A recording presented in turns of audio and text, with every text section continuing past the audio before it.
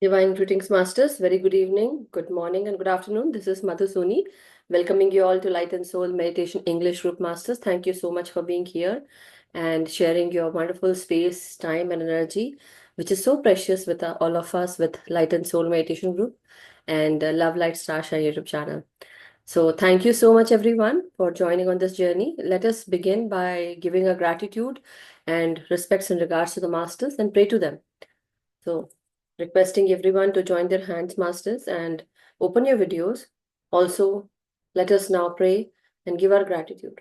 With divine respects, regards, and gratitude to all the divine masters, to all the masters from the astral realm, spiritual realm, angelic realm, who are connected with Most High, masters who are the Param Guru Mandali masters, Saptarishi Mandal masters, the Siddhas, the teachers, healers, gurus, mentors, and coaches, our masters from Mother Earth, Father Universe, Mother Nature, Sun, Moon, constellations, and the divine feminine masculine energies, our ancestors. We are really grateful for all that you do for us, masters. Thank you so much.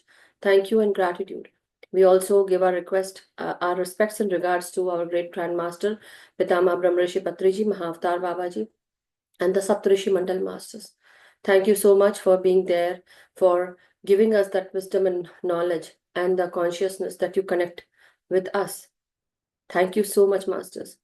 We ask and pray to you to help us connect with your consciousness, the wisdom and knowledge, intellect that you got. May we also get the same. We ask and pray to you to guide us, to protect us, and safeguard us on this wonderful journey that is called life. Masters, we ask and pray to you to help us align with the soul plan, purpose, and also align us with the highest timeline that we have set for our incarnations. Thank you so much, Masters. Thank you to all the meditators who are with us on this journey. Thank you for being here. Please help each and everyone around you to make them know about meditation, teach them meditation, and help them join with us. Thank you so much. So, thank you so much, everyone. Very warm welcome to old and new. And as you all know, Masters, we are doing the Buddha teachings. And today we have SanjayG with us. And today he'll be talking and sharing about the three poisons. So, what are the three poisons according to Buddha? What were his teachings? And we would like to know more. So, Sanjay ji is from New Jersey, Masters. He works in a bank as a software engineer, and also, he has two kids. He lives in New Jersey. Did I say that? I don't know, but okay. So he had in the past with us at Light and Soul Meditation Hindi group. He had worked with us through this book, wonderful book called uh, Thinking and Destiny by Harold Percival Master, where he did the Swadhyaya along with us. And then we also did this wonderful book, Your Soul's Plan in the English group, and Only Love is Real. And Maktub also is helping us with this, and You Can Heal Your Life Now. So wonderful. So when I actually speak about everyone, we come to know how many books we have done. That is really, really commendable. So thank you so much, Sanjay ji, for helping us on Thank you, this Mataji. journey. And he had also helped us in the English and Hindi group by sharing his wisdom time and again. So today he had come up with this wonderful teaching that Buddha gave us, or Buddha taught us, that are the three poisons. So we'll know what should be avoided, what should not be. So over to you, Sanjay ji. Very warm welcome, Sanjay ji.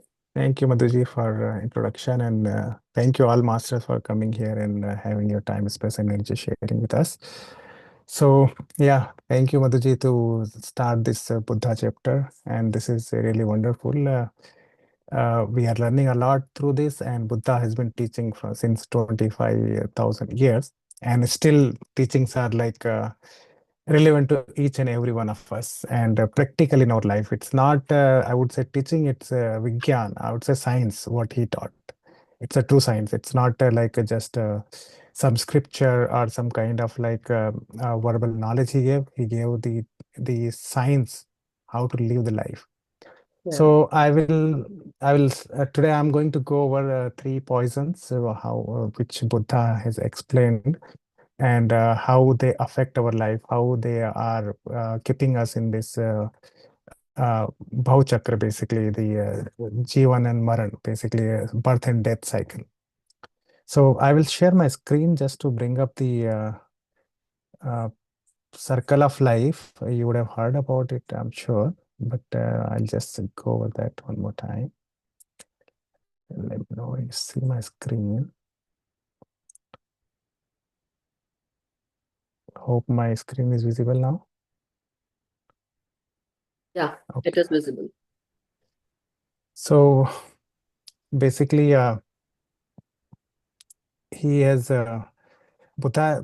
Basically, this is a depiction of like the entire Bhau Chakra, Bhau Sagar, what we call it. Bhau Chakra means Bhau means it's a Sanskrit word, and Chakra also. So Bhau means like happening, continuous. It's happening basically, and Chakra means in the loop. So the idea behind this picture is basically, if you see here, it's divided into different zones. So you have 12 figures here, six figures here, and then one ring here, and then one interim ring. So this 12 figures, basically what you see here are the nidanas, what we call them. Uh, Nidana means like the 12 different kind of like I would say the characteristic which keep us in the loop, which is like avidya, vigyan, sanskara, vedana, trishna, bhava, upadana, jati, and jarna marna, like that. And then the next six blocks you see, those are realms of existence, like the deva, asura, hell, heaven, and etc., like whatever you would have heard already about them. And then below this, you see the this circle, which is basically the good and bad, the karmas basically. This circle is, you see here, one is lighter, like the light kind of like if you see here, this is light and going upward, and this is dark, which is going downwards basically. So which is basically good karma and bad karma, good deed and bad deed basically. So it is going to uplift you up, and you will ultimately reach to the realization or enlightenment.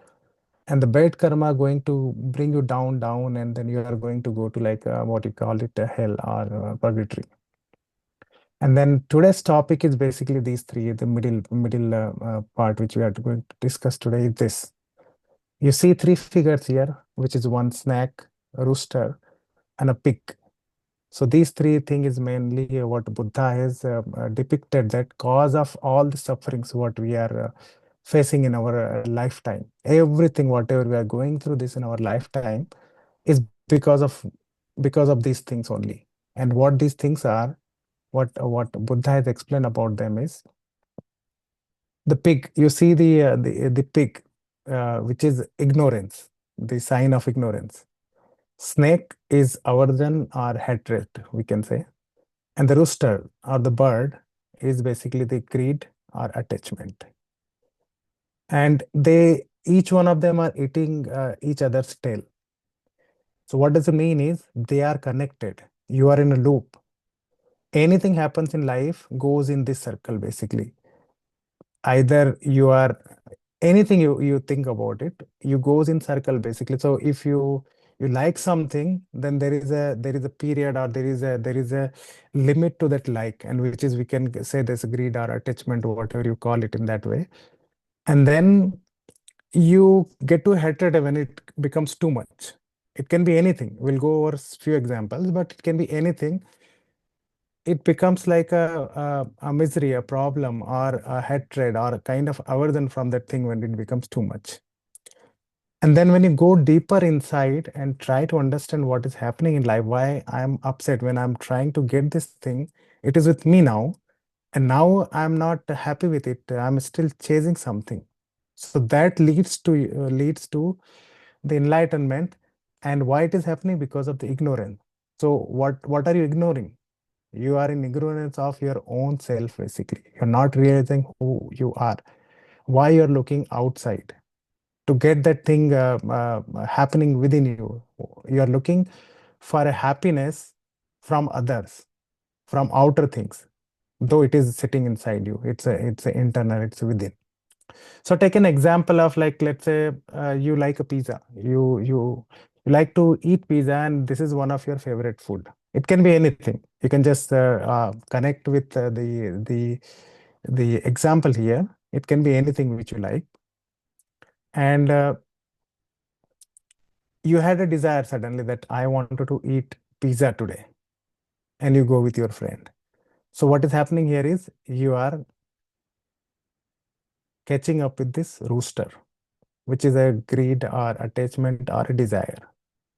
And you go to a pizza, you order a pizza, you get pizza, and then you two of you are eating. And now you ate one and you're good with it. Your desire is full. You ate two, and then you are full now. But your friend offers you to give two more, one more. Then you will take it somehow. Okay, I can take it. Then he gives another one, fourth one, and now you are full. So what happens? You start denying it now. And what is happening here?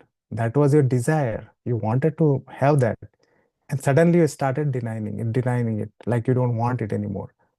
And if your friend gives the fourth, the fifth one, sixth one, then that becomes your aversion now.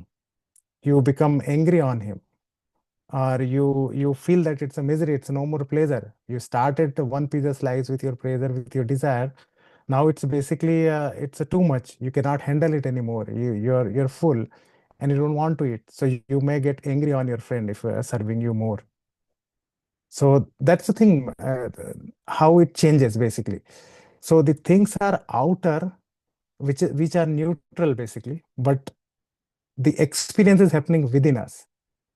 And that experience, we are trying to connect with external thing, that thing is making me happy. But that's not the true thing actually. The things are neutral.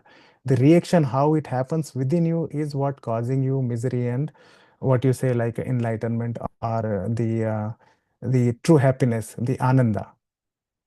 So this is how things connected. So how we say this is a uh, uh, you like something or you attach something.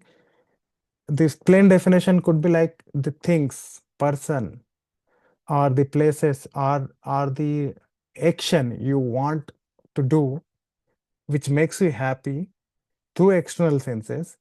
Is basically you can say that these are like happiness, or these are like your attachment or something you can call it. And what you can say aversion or the hatred is basically something, same things basically, a person, place, or things which are actions which you don't like are basically your aversions. And when you realize that why it is happening, it's ignorance. Basically, these things are outside. The same thing which you had, the same person which you had, might be someone else's favorite.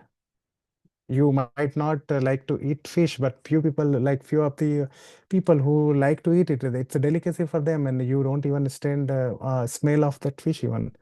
So how the things which is outside is making a difference in the interpretation or in the experience within a human to human. It's within basically how you are interpreting it. It's coming through your sanskara. It's coming through deep inside rooted kind of like the impressions, sanskaras which you have created within.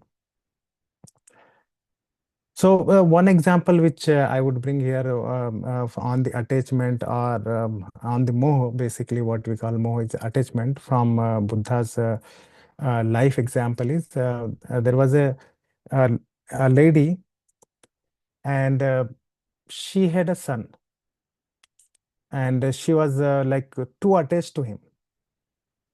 Like in 24 hours, she sleeps hardly 4 5 hours, even not even that much because she has to feed him also.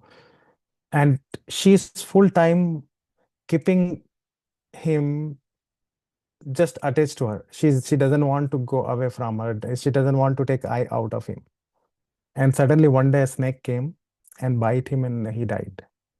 Now this lady is so like in the deep kind of like a depression or crying and then running all over, going to all the basically Vedya, what we call like medical professionals, and asking, begging them like, can you save my son? He's dying and he's dead already though, but she's thinking he's still alive. She's keeping her in her lap and she's running all over, saying, thinking like somebody will save him. And whomever she's reaching, they are saying he's dead, he's no more. You just just finish off like his ant karma and then let him go. He's no more there. But she's in so much of ignorance, so much of attachment. She's not ready to listen to anybody. Then one person suddenly came to her thinking like just he got like a, what you say, karuna, or kind of like a pity on him, and thought like she needs some guidance. She's so stuck in this basically bhav chakra, or this attachment, that she's not even realizing that his son is dead. So he asked her that nearby village, outside the village, Buddha is there. He is in his like one of the kind of like a 15-day session there. So he can save your son. He's the only person on the earth who can save your son. Why don't you go to him and then beg him, pray him? He might be able to help you out. So she quickly run and reached to Buddha and put her son in front of Buddha and in Buddha's feet, and then she start crying and begging him, "Can you save my son?" And the moment Buddha sees her, he realized, okay, what's happening, and he really wanted to help her in the sense that how she can come out of attachment. Basically, he realized that what is happening within her mind and what is happening in her being. So he asked her, I will surely save your son, but I need one instrument which you need to bring for me, and then only I can save your son. So she said, yeah, whatever, even it takes my life, I'll give it to you. Tell me what do you need? So he said that you go into the village and get me a fistful of mustard seeds. She said, "Yeah, I'm going to go away quickly. I'll run and I'll get it to you in a few minutes. It's not a big deal. I'll just get it right away." So he said, "Wait, don't run right now. Listen to the full thing. What I'm asking to you. So you go to village and ask in a house. Get it from the house. So you need to ask people who are giving you the mustard seeds that whether any death happened in their family. If they can recall and they say, yes, somebody died in our family, you cannot get the mustard seed from there. So you have to get it from a family or a person who has never seen a death in his family ever or heard about it. Then only you get it from there. So it was a morning time, and she just ran to the village. She ran door to door. She'll knock one door, ask, okay, I need some mustard. My son died, or he is about to die, and Buddha can save him. All he needs is just one fistful of mustard seed. Can you give it to me? So I said, surely I can give you the whole, like you can take the whole bag of mustard. If it saves your son. Then she said, okay, 1 minute before you get it, uh, is there anyone died in your family? So that person said, not recently, but yes, my father died like 10 years ago. Then she said, I'm sorry, I cannot take it from you. Then she go to next door, and then next door again. She said the same story repeats, and then person says, my mom died. Next door again, my father died. Next door again, my cousin died. My uncle died. Aunt died, and she's like running all over in the village, and she couldn't find a single house where she could get that one fist of mustard where she can take it to Buddha. And she by the it was morning, and she came back like it become evening. She's running all over and become evening, and she come empty handed to Buddha and sit down helplessly in front of him and start crying. So Buddha said, what happened? It was very simple ask, why didn't you brought like a fistful of mustard seed? And she said, I couldn't find any place, any person, any house where nobody had died so far. So then Buddha start explaining her that. So that's the thing everybody's trying to teach you. That's the thing I'm teaching everywhere, that it's your attachment which is keeping you here with this died body. Is no more. And you have your life, millions of life where you have lose many sons. Your son, your daughter, your father, your mother, and you lost son your many times. And it is not something like which is happening to you alone. It's happening to each and everyone. The place you are standing, if you get all the dead bodies here, it will be a big mountain. So don't get attached to the things. Rather, you understand how it is arriving in your heart and let it go after that. And Buddha start teaching her from there that you do Anapanasati, then you do Vipassana, and then what Jati Smaran, what they used to call like your birth recall, like past memories and all this. And she just surrendered herself to Buddha, and she was one of like a wise lady, like a monk. What Buddha gave her name as a Gotami. So that was the story. So how the things started, it was from the attachment, from the snake, from the rooster, and how it changed from there. It changed from rooster to snake, where she was angry on people who were saying like he's dead. When she was asking people for help, people were saying he's dead, and she's getting angry. He's not dead. He's my son. He's alive. And then it went from ignorance to enlightenment, where she realized what is happening in life, and she become Gautami, from Gautam to Gautami, Gautam Buddha to Buddha gave her name as a Gautami, and she was one of the monk actually. So that's how the things Buddha explained in real life, in real examples. Another example I remember is about Buddha and his monks, basically bhikkhus, were going for getting food in the morning time to the village, and at that time, like Buddha was so like enlightened that whoever comes into like nearby his presence gets into that path basically, whoever is ready to jump into that path basically. So many youngsters, many basically boys, or I would say like young people, and then the mid-age and teenage, and all of them going towards Buddha and becoming bhikshu, basically bhikkhu, monk.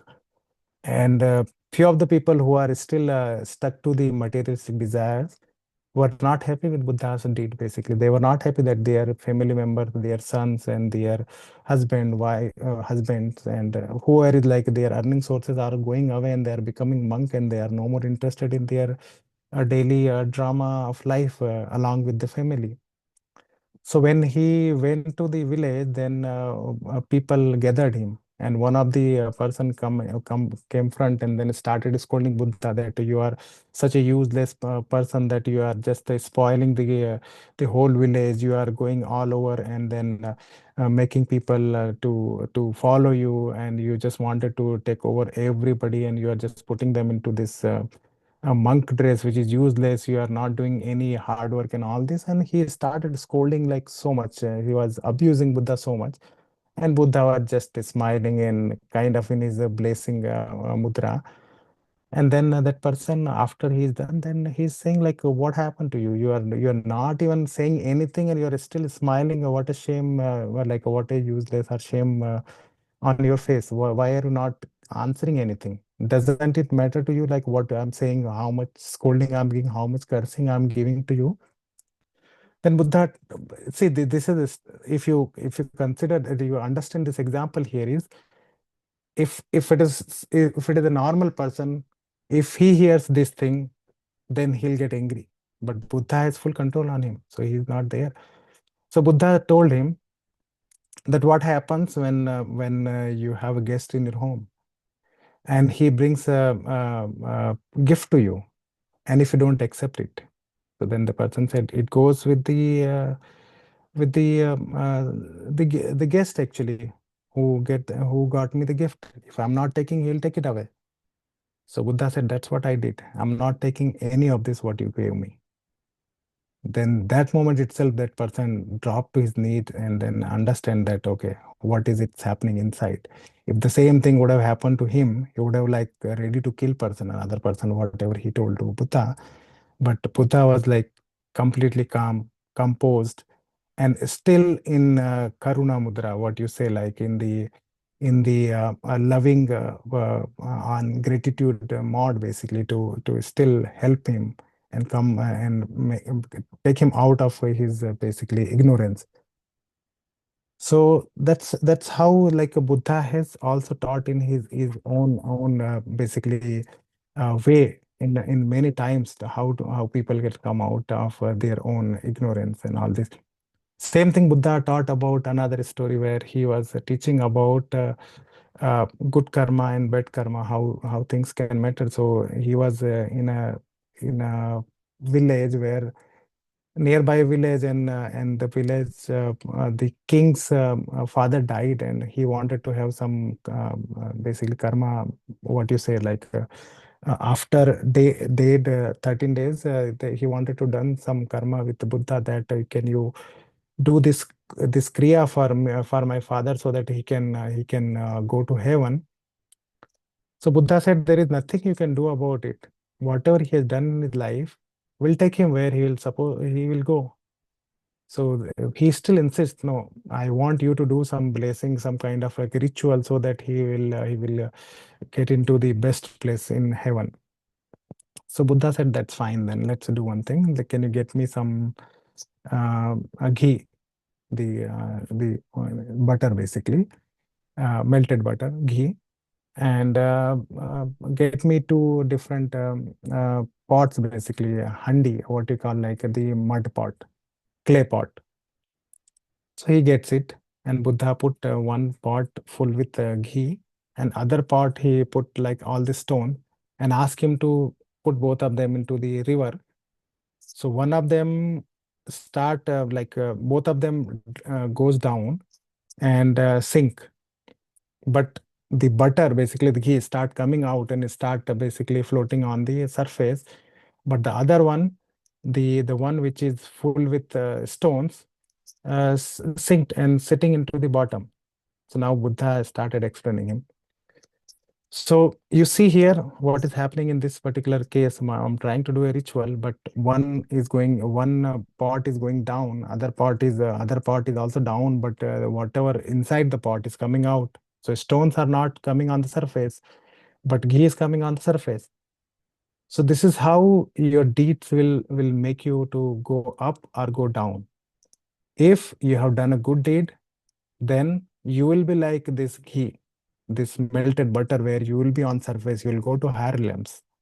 But if you have done bad deeds, bad karmas, then you are going to sink down, you will go to the lower realms.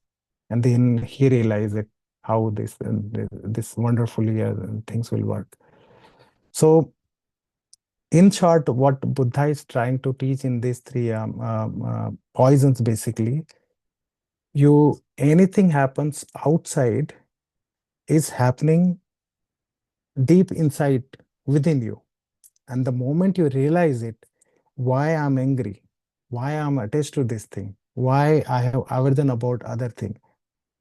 If you start thinking that, then you go towards enlightenment. So basically, three poisons is basically the aversion or hatred, which is basically you don't like thing, or you like things, you are attached to the things, you are greedy about something, and both of them are happening because of ignorance. Because you don't like something means some feeling is there within you, some sanskara sitting within you, can be from previous experience or previous lifetime even, which is sitting within you in your energy system, which is saying that this is unpleasant, this is not good, I don't like it. Or some sanskara sitting within you, which is causing this attachment or greed. I want more, I want to be near to this person. Let's say if you like a thing or a person, and you wanted to be with that person, so you get a greed and attachment. You want to be with that person, or you want to possess that thing. And let's say that person goes away with someone else, he doesn't like you, and he goes away. Or that thing, somebody took it away from you. So what happened? You start getting hatred, aversion. But is that thing is bad? Is there something wrong with the thing which is causing this experience within you? Attachment or hatred or aversion? No, the thing is neutral. That person or that particular thing which you like, and same thing which you don't like, you start hating it. You start hating that person when it goes away. You love that person, you wanted to be there with that person, you wanted to marry with that person, and that person goes away and that person is with someone else. Now what happens in this scenario? The person is same, nothing changed physically. In the 3D it has no change. However, now something changed within you, which is causing the same person to be hateful. You start hating that person, you start hating the other person who is along with that person. So how this change? Is that something wrong with that person, or is something wrong within you? Is there something to understand outside or within, inside? It's inside basically. So that ignorance, why it happened, when you realize it, it's ignorance basically. What you are ignoring? You are ignoring your own presence, your own self, who you are. You are an eternal being. You are a Brahman. You are not that person, not that body, not that possession what you are carrying. You can be existed without all of this. And you have been existed without all of this, and you will be existed without this also. This body, this possession, this whatever position you are keeping, how much money you are keeping, how many houses you are keeping, everything going to go away with this body itself. And you are going to go in next body. You can be a beggar. You can be an ugly person. You can be all alone. You can be even non-human also. But the driver, the basically the main energy, which is your Atman, is going to continue this journey. So when you realize that, then you come out of ignorance. And when you go deeper and deeper, like Buddha taught, you start with Anapansati, and then you get into the Vipassana. And then if you start realizing that root cause, then you come out of ignorance, and that's where your enlightened path will start. So basically, if you see it scientifically also, any actions happening within you is tightly tied with your memory, and you can realize or you can recognize the change in your mood, or the action you are going to do. You can realize it upfront by just observing your breath. So if you are in fear, your breath will be heavy. If you are angry, your breath will be heavy. Your body temperature will be high. But same time, if you are in love feeling, or you are in harmony, then your breath will reduce. Your body will be calm and composed. But if you see that, if you are in equanimous mode, in samatha basically, then you can see both of them. When you start seeing this within, that I'm going to get angry, then how you know that is because you see that physiologically that your breath is changing. You are getting something within. And if you stop it right there by just realizing this is ignorance, then you don't get caught up into the karma, in the wheel of this bhau basically. The good deed or bad deed, whatever you say, that you don't caught up with that. You just be like a be you just be basically. You don't participate in this with your ego basically. When you keep your ego aside and you just do the things what's supposed to be done without any result, without any attachment or without any aversion, then you come out of it. And that's what Buddha tried to teach through this. So I would stop here, and I will open it to all of you masters to add on whatever you have on this. And thank you very much for listening patiently. Madhuji. Thank you so much. Wonderful stories. And this is so nice of you that you shared the story on, how these things work and how Buddha helped us, and how the teachings through the stories, that also is very, very important. So, very important to know what is a delusion, what is the hatred, and then sometimes we feel so much like the craving is happening, right? So these are the three wishes basically. Sorry, not wishes, three poisons. The Poisons. It's Hindi or poisons. English is all mixed. Come on, it is It's basically okay. the All three poisons. Sanskrit. You can mix them up. Yeah, so we actually go through the circle of this life, and in this circle of life, we go through lot many tests, masters, and one of these tests are basically the desire we go through. So as you proceed, as you start ascending or transcending, these tests will be given to you so that you understand like what are these three poisons that can afflict you, or the kleshas that are called as negative attributes that can harm you. It is uh, telling you that when you are on this journey, a spiritual journey indeed, these are like basically, and a person who is really open to this wonderful knowledge and the light, that you need to understand what are the negative influences that are really affecting you. When you are associated with them, you become confused and you get into this physical life. But really, as you start transcending and as you start ascending, your understanding increases, your wisdom increases, and slowly you start know you get to know things that which are really, it is meaningless to have them in your life. uh, for the starters, it would be your senses telling you all those things and the stories also. But then what happens? We start dissociating from the meaningless things from our life. Then slowly, we start again detaching ourselves from the other worldly things that are there in our lives, which are not essential. So what do you need? Like as they say, roti, kapda, and makan. That is you need bread to eat, right? And then you need clothing to just cover your body, and the house, basically the roof on top of your head, and some, so that you don't get afflicted by weather. So these are very essential things, and then the extra things that you have, basically you start detaching from that also, because you are craving. These are the causes of suffering that, as we learned about in the Four Noble Truths. And then as we proceed, there are a lot many things. But today, thank you, Sanjay ji, for helping us understand through the stories that how these three animals, the pig, the rooster, and the snake, how they come into our lives. So basically, as you say, like when you talk about snake, it is about the hatred, delusion, right? And so not delusion, hatred and aversion, right? And Aversion. yeah, rooster. For rooster, what was you said? Like, sorry, Desire desire, yeah, or greed, greed.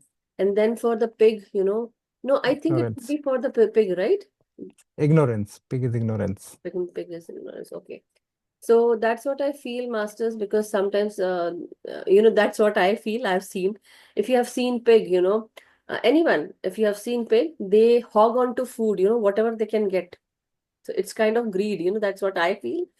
I'm not sure. And rooster is, they become delusional when they see a little bit of light. They start, making that sound, cock-a-doodle-doo, in the morning. So not only the morning, but whenever there is a light, after a rainstorm, or they get some kind of, they see that light, they start doing this cock-a-doodle-doo. So that's for me, basically, that is delusion. But anyhow, whatever you have put, so wonderful.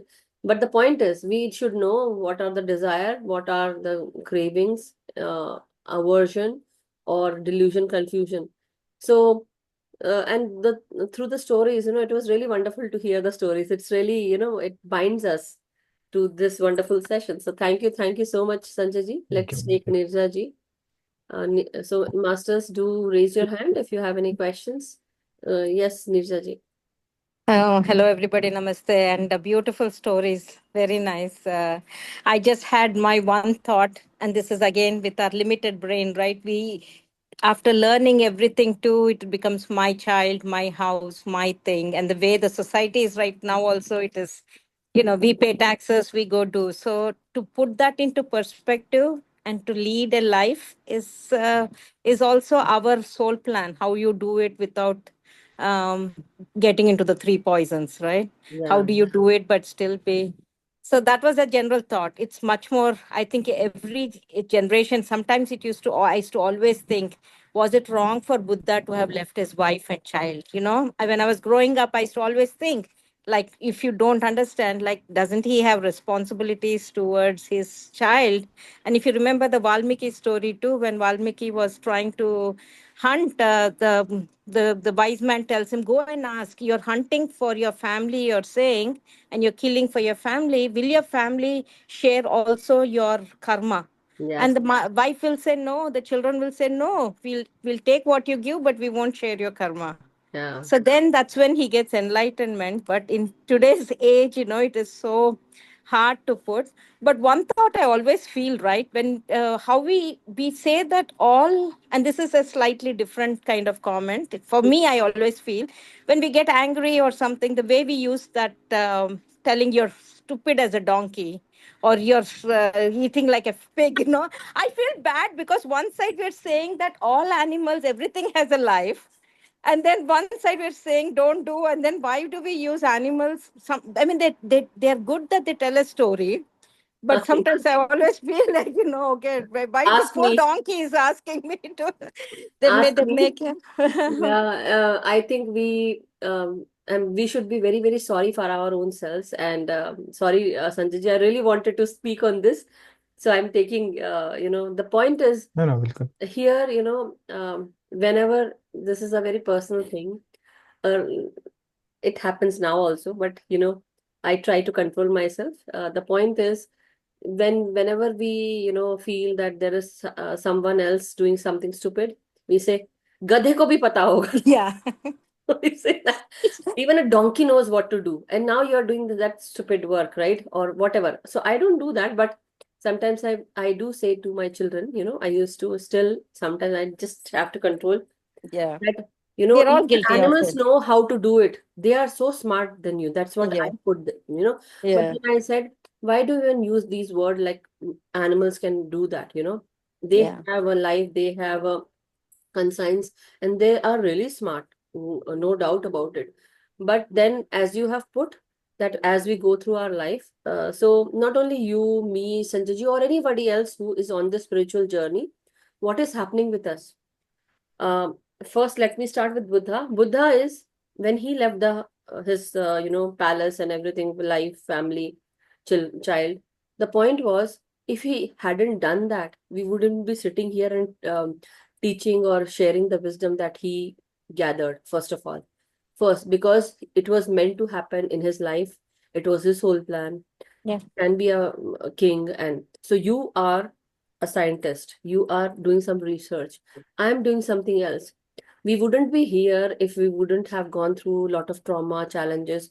Why we are on this journey? Because this might be our last life to liberate ourselves, to get that knowledge, just like Hanumanji, that you should know your abilities before you jump onto Yeah. the higher ascension path, right?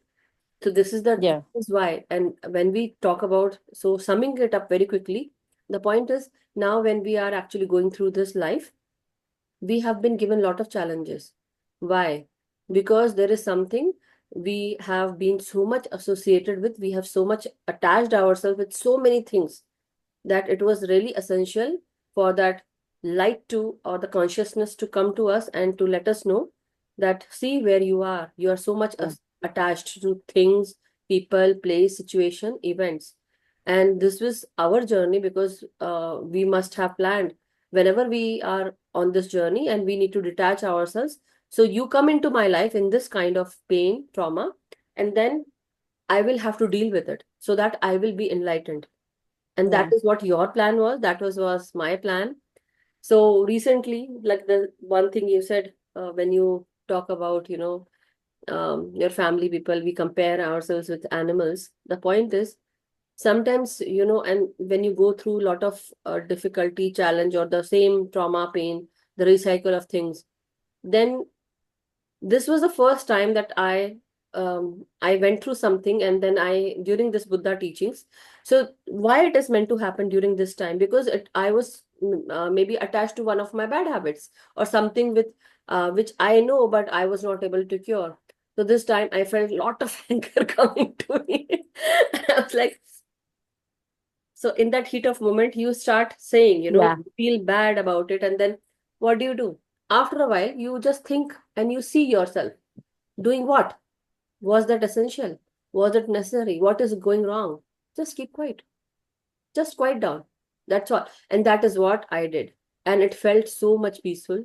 Like I said, इतने साल मैंने क्या किया? For so many years, Yeah. I think it's like so stupid of me. And just I kept quiet and changed the energy then and there. Changed the energy. Literally, went out, uplifted myself, changed my mood, everything changed. So that was the example, beautiful example in my own life. So whenever I go through any teaching that we share in the group, or I'm like on the spiritual journey, whenever I'm shared, that test happens with me. And really, that's scary. Yeah, It's not that's easy. true. And Yeah. I will see 555553. So recently, I'll tell you, I was not in that good mind, No, I was in a good mind. I mean to say, I was not in a very happy mind, I would say. Sometimes it happens. Not everyone will be at the same, Yeah. right? So I was driving the car, but I wanted to change my energy. So I changed. And I was listening to something, and it said that start saying that miracles are happen, like miracles, there are miracles happening, right? So just without thinking, I said, miracles are happening everywhere around me. Miracles are happening everywhere within me, around me. So miracles are happening in my life. That's what I said. And then and there, I saw one bus that carried this infinity sign, transportation, infinity in transportation. So one bus went. Okay. And I was on stop sign. I was on the stop sign moving, I had to wait for the right turn. Normally we take the right turn without any, here in US, sometimes it's open, you can go, right? Yeah. But it was written, wait for the green, something. So anyhow, I was waiting and the traffic was passing by. So one bus went. And then second bus went with the same infinity sign, infinity transportation. I was being transported to this infinite miracles in my life. Then third went, just imagine. Fourth went, fifth went, sixth went, six infinity sign. More than that, I think I would say. I I was laughing, I was smiling. And I'm smiling here. Why? Because I changed that energy then and there. So this is a wonderful lesson and I wanted to share it. So I was waiting in the morning also. I forgot to share in the Hindi group, but I got this. So thank you so Yeah. much. Nirja, I that also look for those things when the clock changes, right? And I see it, I feel so good.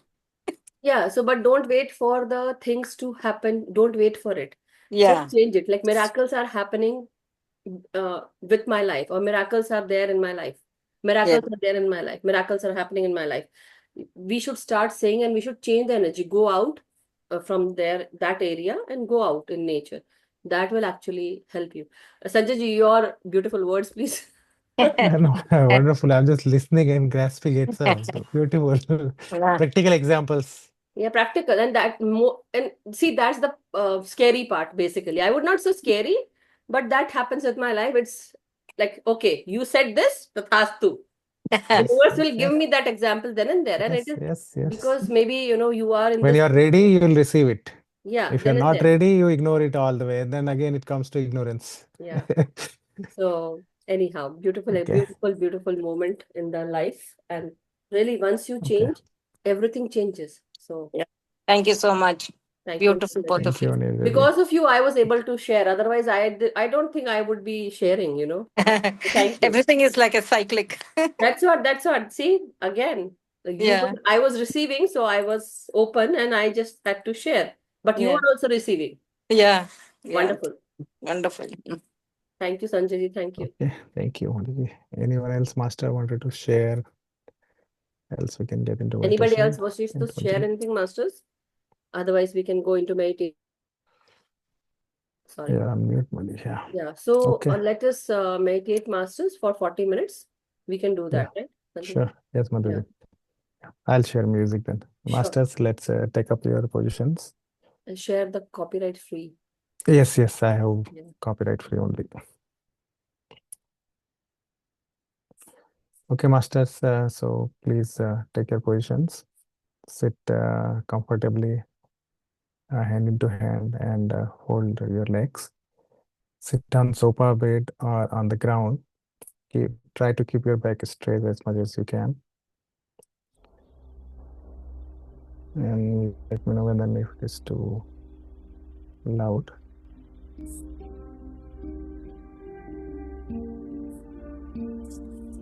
Okay, let's take few deep breaths. The Antakumbhak and Bahakumbhak, where you take a deep breath, hold it, then release it slowly, and then again take the next deep breath with a pause. Loud. It's Loud. loud, Little loud. loud. No, do loud. Little volume up.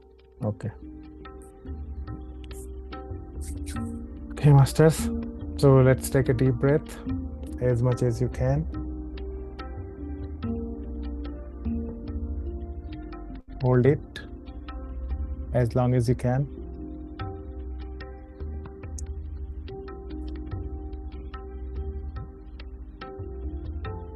Release it slowly.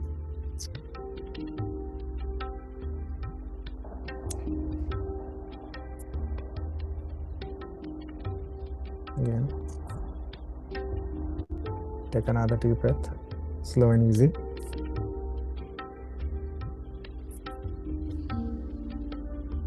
Hold it as long as you can.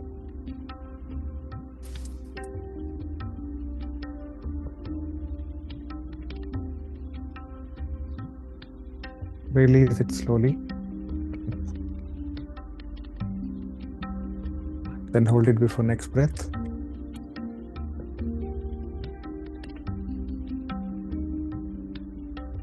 Take next breath. Deep, fill your lungs, your stomach. Let it touch your navel.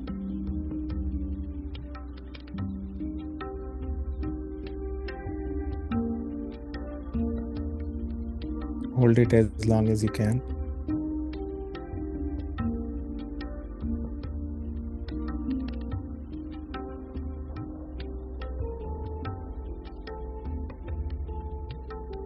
And release it slowly, slow and easy.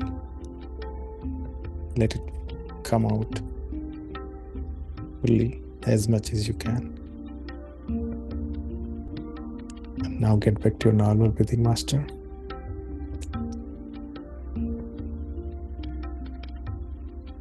Bring yourself back to the normal breathing, your natural breathing, whether it's short, whether it's long.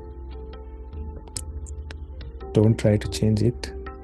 Let it be as it is, in its own natural form.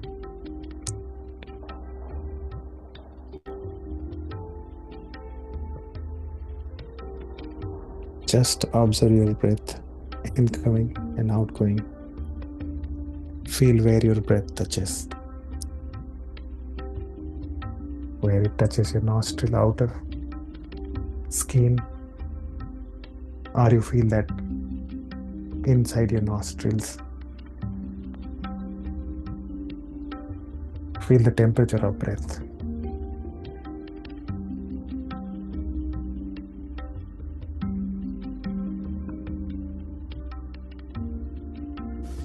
When you inhale, whether it is cold or you don't feel any temperature difference. When you exhale, whether it is warm or it's neutral, just observe it.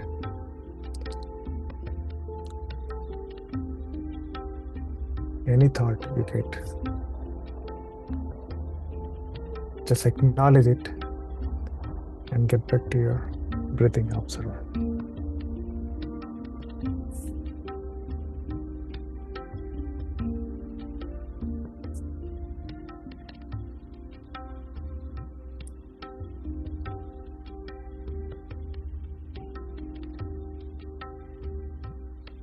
Today we'll try timelessness meditation,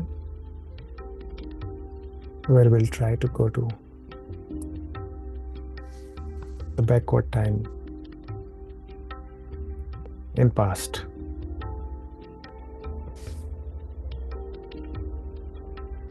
So before that, let's relax our body so that you get deeper meditation experience. Bring your awareness to top of your head.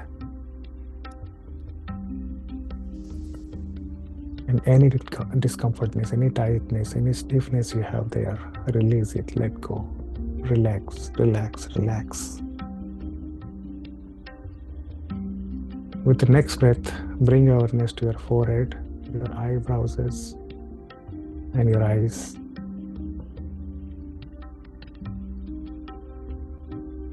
any tightness, any stiffness, any tension you have in this area. Release it. Let go. Relax, relax, relax.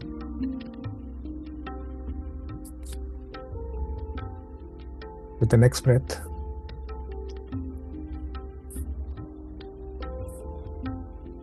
bring your awareness to your nose, your lips, your chin, your mouth, your cheeks. Drop your jawlines. Any discomfortness, any tightness, any stiffness you have in this area, release it. Let go. Relax, relax, relax. With the next breath, bring your awareness to back of your head,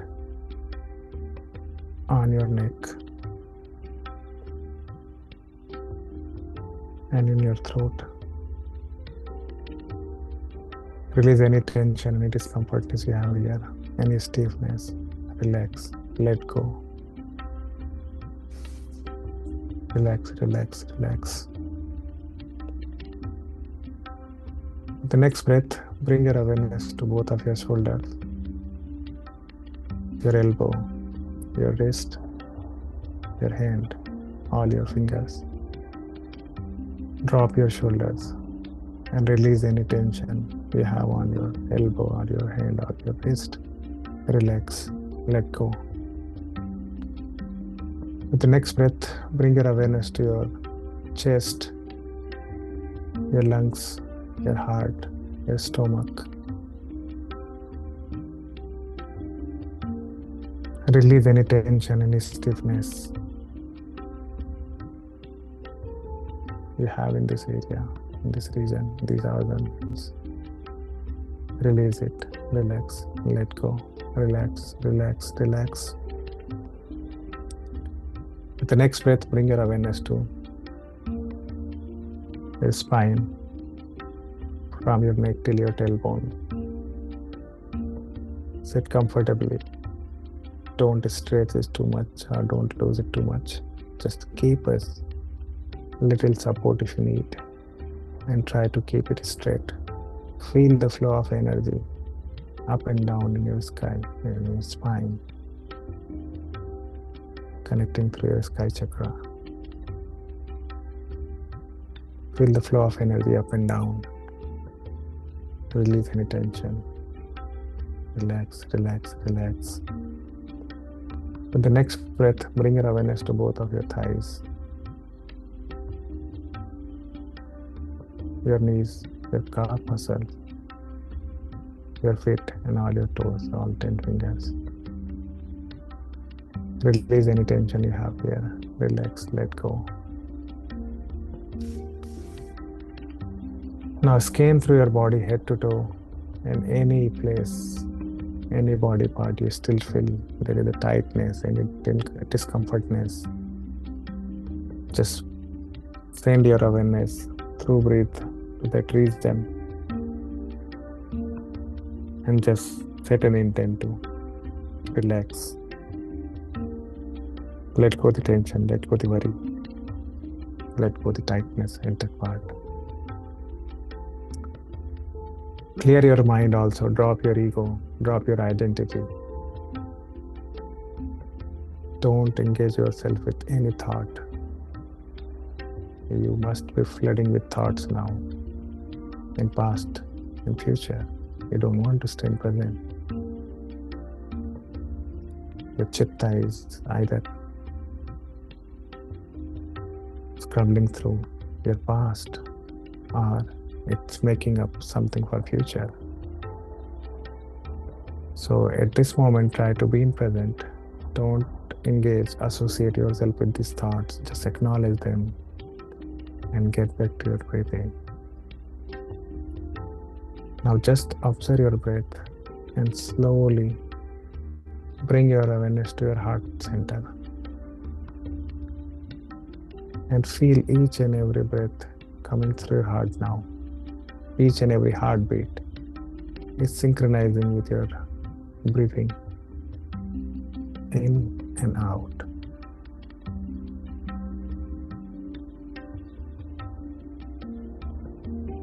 Try to pay attention.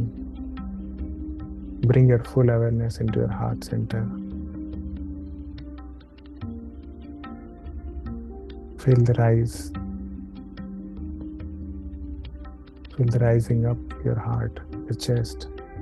When you take a breath, when it beats, feel the downfall, rising down your chest, your heartbeat when you exhale. Feel the heartbeat to each and every extent. Feel the pause within the heartbeats also, like your breath.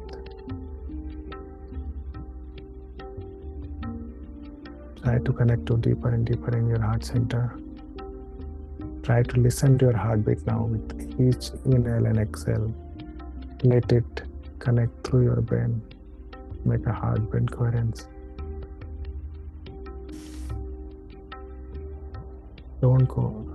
Don't let go any breath, any heartbeat unnoticed. Feel it, each and every heartbeat, each and every breath. Feel the pause between two heartbeats, between two breaths. Go deeper and deeper. And now,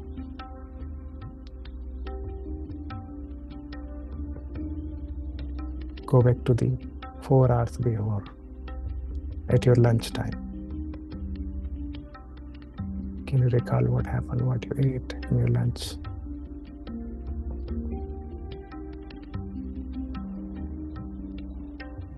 Go back to your morning time now. Try to recall what happened, how you started your morning, what was your thought in morning.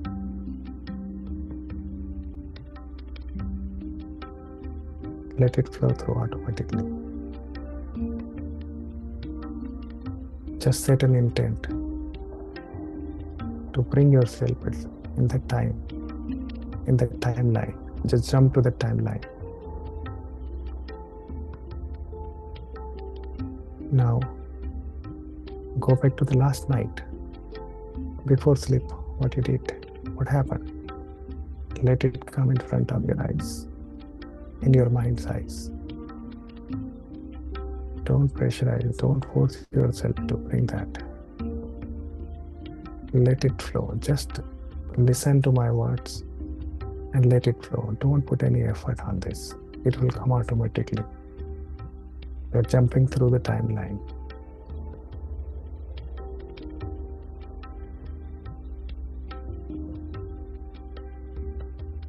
See through it. Just be observer. Don't associate with it. Don't bring your ego in front. Just observe. Just see what is coming in your mind's eye. What happened last night before you slept? Did you do meditation? Did you have conversation? Did you watch any movie, any serial? Did you read book? What did you read? What did you watch? What was the conversation?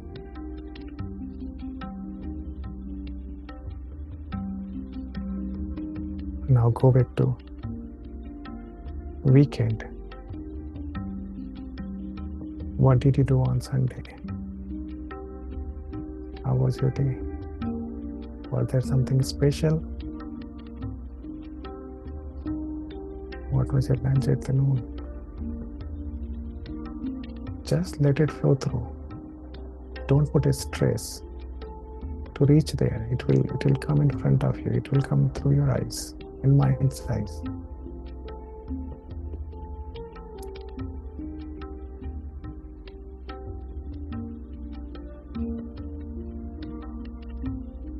Just be fully with your breath. Be fully present in your heart center and let the information flow through. Each and every event happening around you is being recorded continuously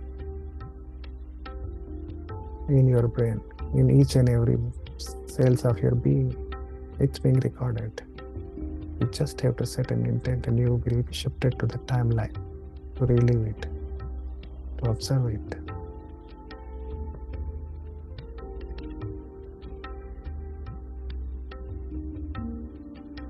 Now go back to a week ago,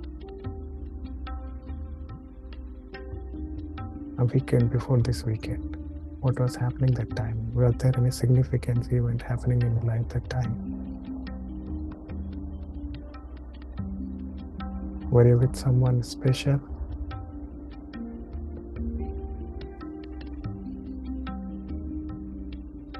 Did you have any event which was special to you?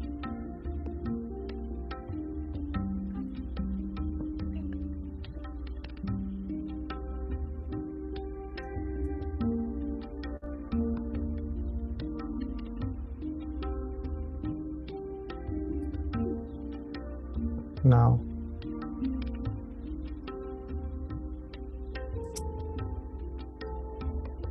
stay there.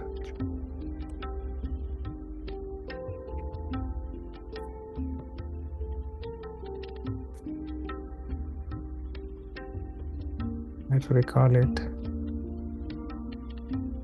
Don't put a pressure, just see in your mind's eye.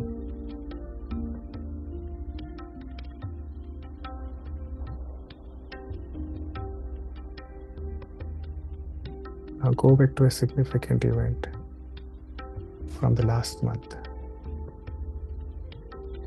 Just try to flow in front of your eyes, in your mind's eye. Let it flow. Just set an intent. Be with your heart center, and it will flow in front of you.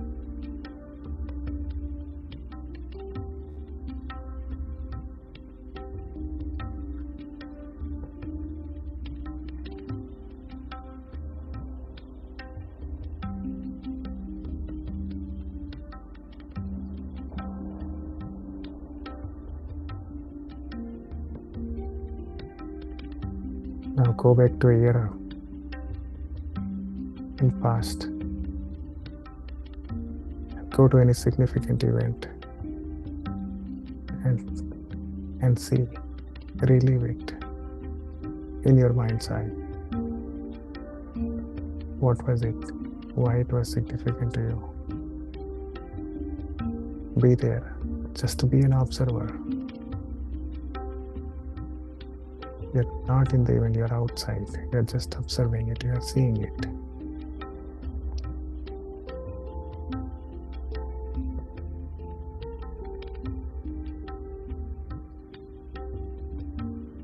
Was that your son or daughter's graduation? Went? Was that a birth of a family member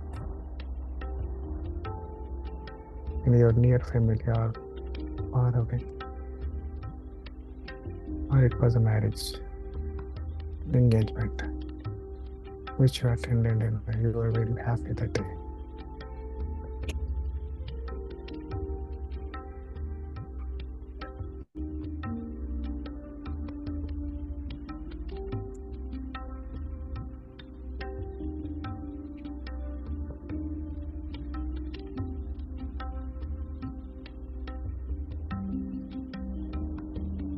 Just be there.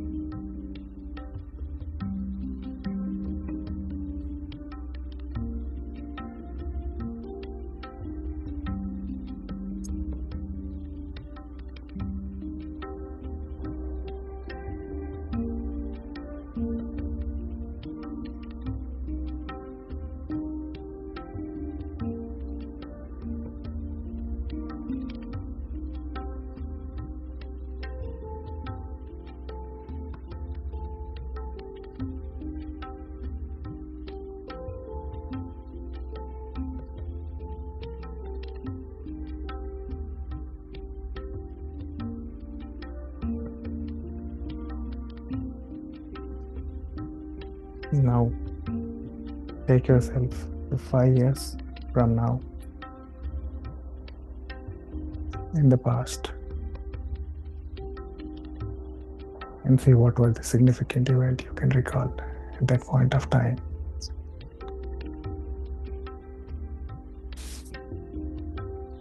Be an observer there. Just be it. Let it flow in front of your mind's eye.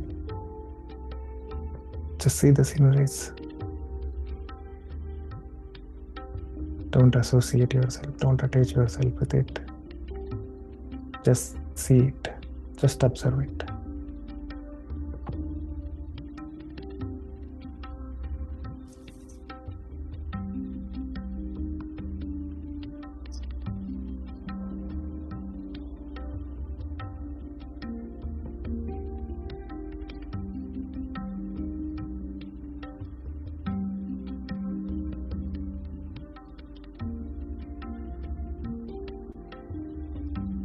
Let the scenery come in front of your mind's eye.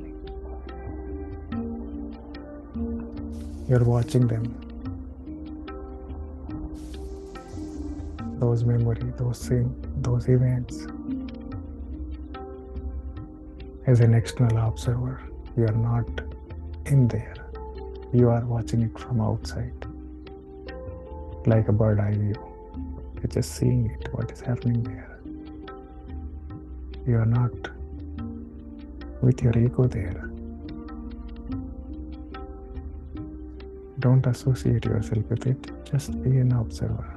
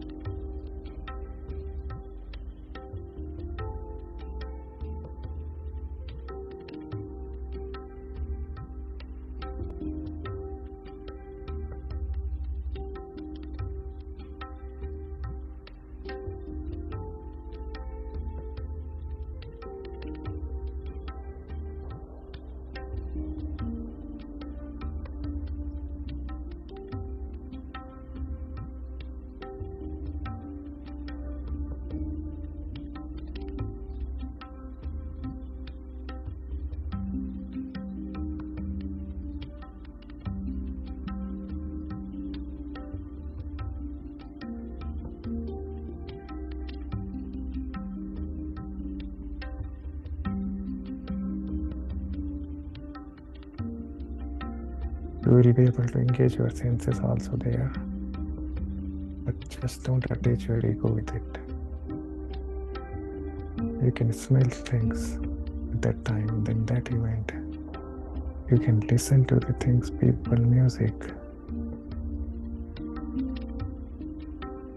You can see them and you can feel them. But not with your ego body.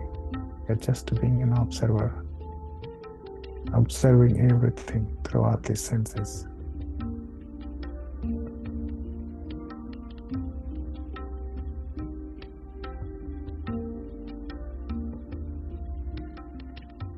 Now go back to earlier significant event in your life, maybe 10 years, 15 years back. Could be your marriage, your first son or daughter born, or your graduation, or your engagement, or your first job. Whatever is significant event, go there and see it is from observation. Be an observer. Just let it come in front of your mind's eye.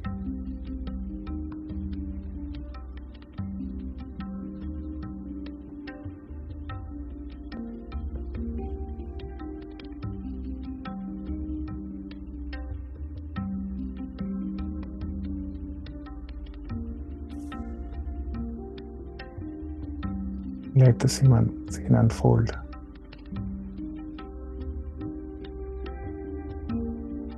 Let the sound come into your ear.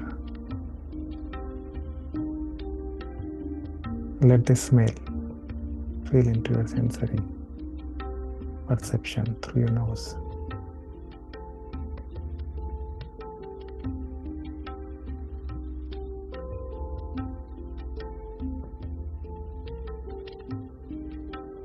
And feel the touch through your mouth if it is something related to heat or some touch. Just feel that as an external observer. Don't engage yourself with it. Don't associate yourself with it. Just observe it. Let it unfold as is. And try to see the event being a neutral observer. Don't feel good or bad about it. Just observe it, how you feel it.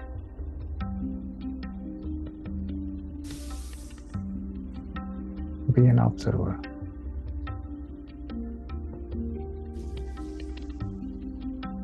Be there. Engage your senses.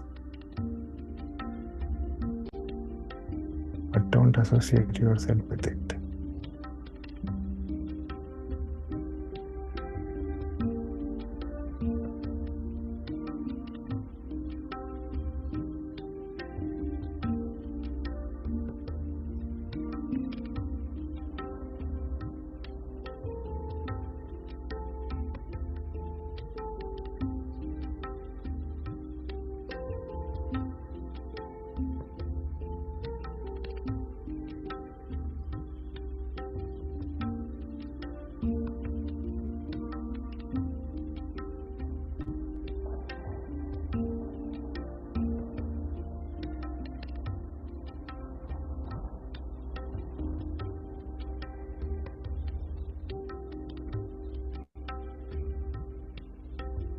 Now, go backward to a significant event at your childhood when you were 10-year-old.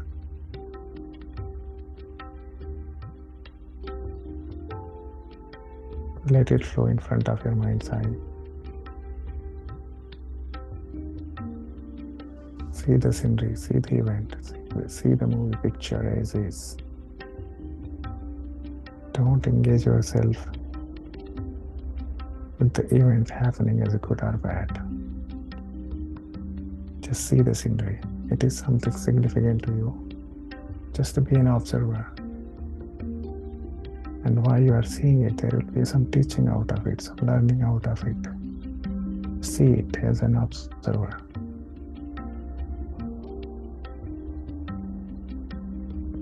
Engage your mind's eye like your eyes. See it. Engage your senses to smell it through your nose. Feel the sense of touch through your mouth or through your body. But don't engage yourself as an ego body. Be an observer, a neutral observer, with no conclusion, good or bad.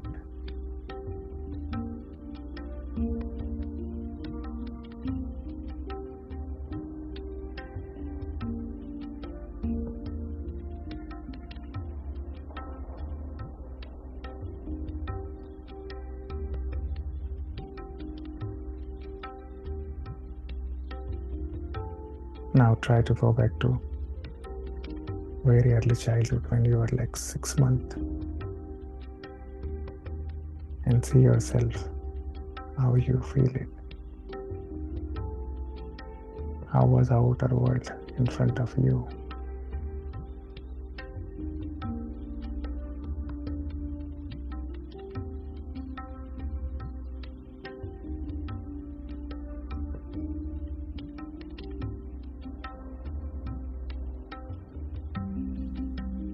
Let the scene unfold in front of you. What you hear through your auditory senses at that point of time.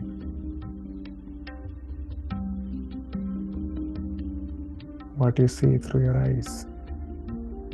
What is coming in your mind's eye. What was happening through your physical eyes.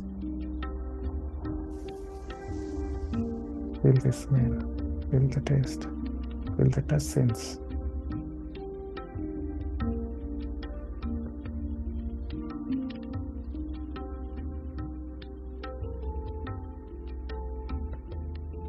Let it unfold naturally. Don't force it and be an observer. You are just watching it. You're just observing it.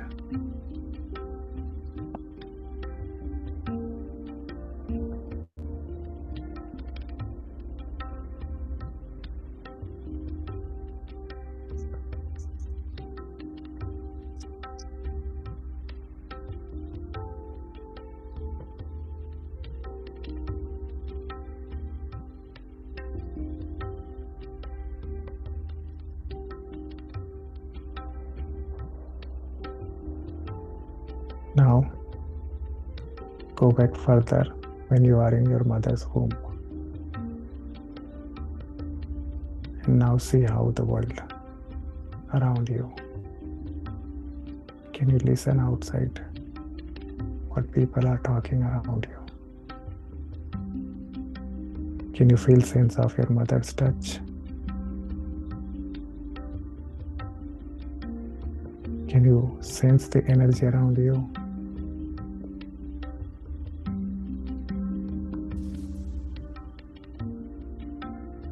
What you see, what you feel. Don't engage again your ego here, good or bad. Just observe it, what you see there.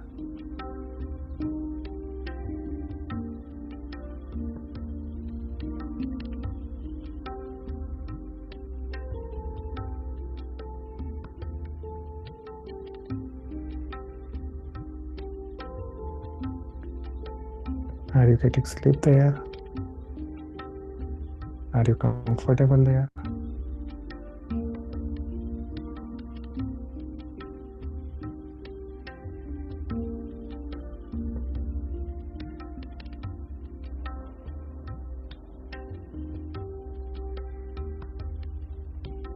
You feel your mother's energy, loving energy around you from your mother, from Mother Earth.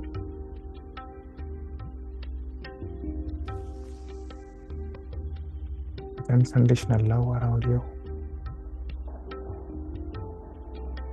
Your energy body, your energy.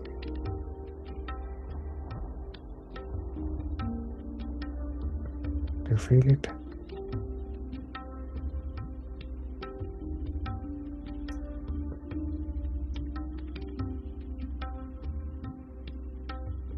Be there, how you feel about it.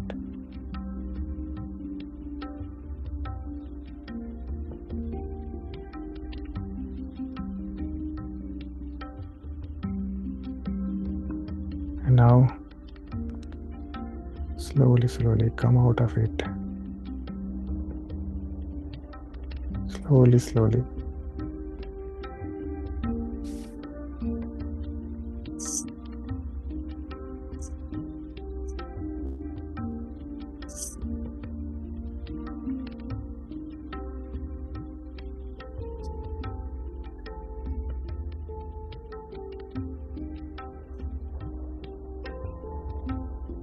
You can go there. You can be at any event in your life. In this life, at any past timeline, or you can go any of your past timelines like this.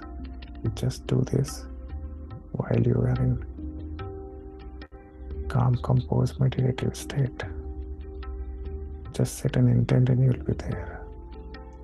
So now come back to your present place again, in the present state.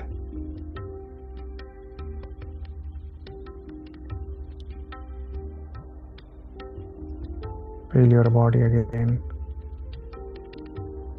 Bring your whole awareness, whole energy in the present state, in present body, in present time.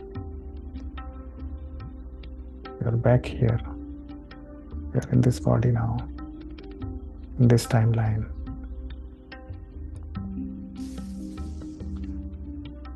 Let's be grateful to each and everyone who are supporting us in this our life journey, in our soul plan, soul journey. Thank you, Mother Earth, for giving us place to live, food to eat, water to drink, air to breathe, and your motherly healing energy to heal our mind, body, and soul. Thank you, universe, for giving us this lifetime here to continue our soul journey with this mind and body. Thanks to our parents for giving us birth, giving their unconditional love, protection, nourishment, education, and each and everything what we need to survive here on 3D, on Mother Earth. Thanks to our higher self, our spirit guide, all ascended masters, Mahatar Babaji, Brahmaji Pitama Patriji, and Param Guru Mandli for guiding us and protecting us on this spiritual path. Thanks to our family members, spouse, children, neighbors, relatives, colleagues, and each and everyone who are around us, helping us directly or indirectly in our path,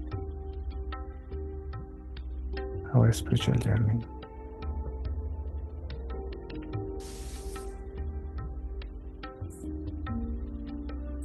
Slowly get back to your body awareness, masters.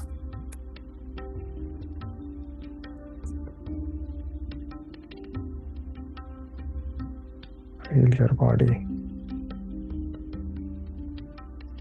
Feel the energy around you. Feel the presence of masters around you.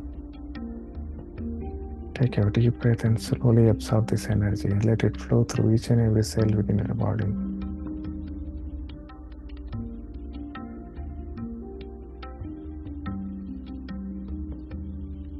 Wiggle your toes, wiggle your fingers.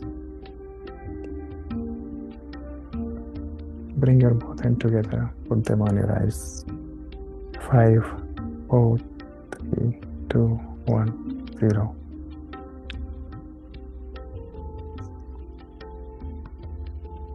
Slowly come out of meditation.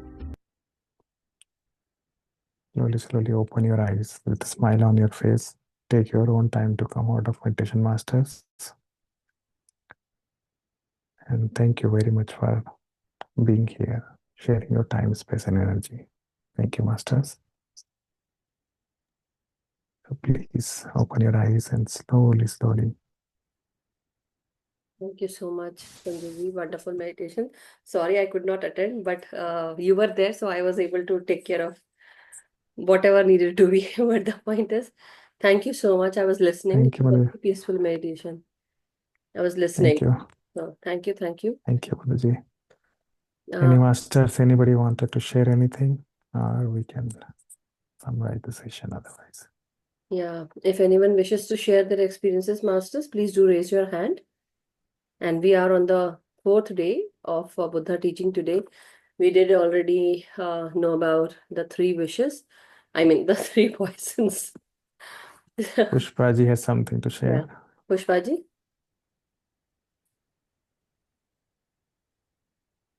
बोले.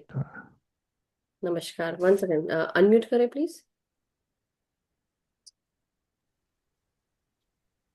कि मेरी तो अभी तक आंख भी नहीं खुल रही है, इतनी एनर्जी मेरे सिर के अंदर गले तक, इतनी एनर्जी, बहुत अच्छी एनर्जी, बहुत अच्छा ध्यान हुआ है. बहुत बहुत धन्यवाद. शुक्रिया. Thank you so much, Pushpaji. Thank you. Thank you, masters, for the comments also. And if anyone else wanted to share anything, please feel free to do so.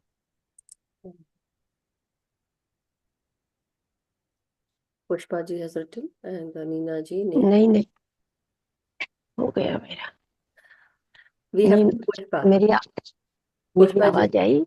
हाँ, मेरी आवाज आई. हाँ, आपकी आवाज आई. जो यहाँ पे 2 पुष्पा जी हैं, पुष्पा हरियाणी जी और अच्छा. आप पुष्पा व्यास. तो मैं दूसरी पुष्पा जी की बोल रही थी. मुझे भी ध्यान रखना पड़ेगा ना कि दूसरे पुष्पा हैं. So I also need to remind my own self that we have 2 pushpas in our group. Okay. Thank you, Pushpa ji. Okay. And thank you, Pushpa Haryani ji, that you have written. Meditation was nice and deep. So this is our next first Pushpa ji who was here from earlier, and then the second Pushpa ji, Pushpa Vyas ji, she came from the Hindi group. Go ahead, Pushpa ji. Pushpa Haryani ji. Yes, unmute yourself. Oh, 1 second. Unmute option. I gave you unmute option.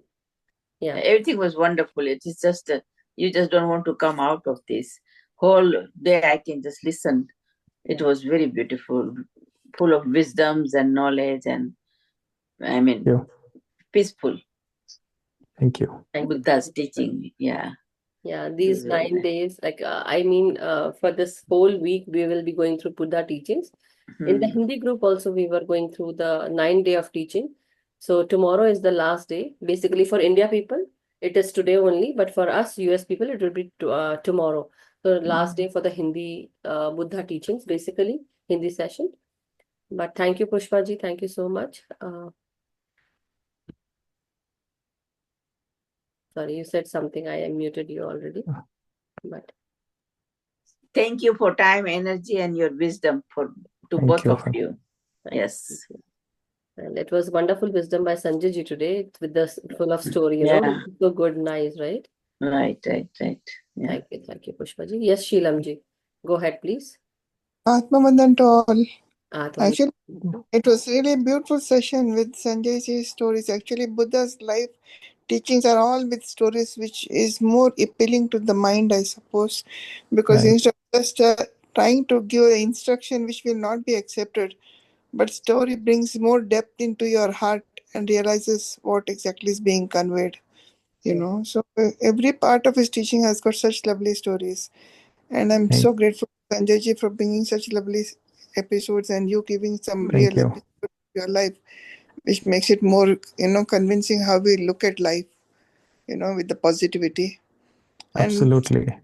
you so Buddha's much for life is full of teaching only, all stories actually from Buddha's life. Everything is practical and very lessonful, basically. being understood and accepted Buddhism more faster because he could convey to them what exactly he wanted to say rather than putting rules and regulations, Yeah. Yes. Simple stories, but so convincing and opens out your mind to how you are looking at things. Yep. And thanks, Sanjay, for the wonderful way you took us into the meditation. It was really beautiful. Thank you so much. Wonderful. Thank you, Sheelam ji. Thank you so much. So, with that, Masters, we are at the end of the session. If anybody else wishes to share about the experiences today, or you had some clairvoyant experience, or you have a clairsentient experience, we would love to know.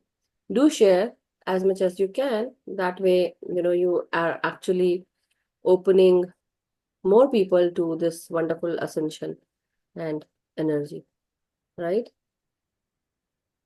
So thank you. I believe there's no one right this time. Uh, Definitely, there's everyone, but I mean to say sharing the experiences. Anyway, masters, we'll meet tomorrow then. Okay, another master will be coming, and we will love to hear what they have to say about. So there's another teaching yet that has to come, and listening from every other master, bringing their own energy and guidance and the wisdom and their own way of understanding, and then how we understand that like everything is a cycle basically, right? Our own way of perceiving and then understanding, connecting with our life stories. Thank you so much, Sanjay ji, for bringing this wonderful story on the three poisons, how it is associated, and how we can know all these poisons. So thank you so much. Thank you, Madhuji, for giving me this opportunity. Thank you all masters for being here, sharing your time, space, and energy. Thank you so much, everyone. So let's end the session. May we all be happy, healthy, and vibrant. May we always be joyful, which I know it is not easy, but we can try to change the way we perceive and understand that whatever we see outside is what is going inside. So when you change the inside, the outside also changes. So let us meditate every day with our individual self so that more clarity comes in, awareness comes in.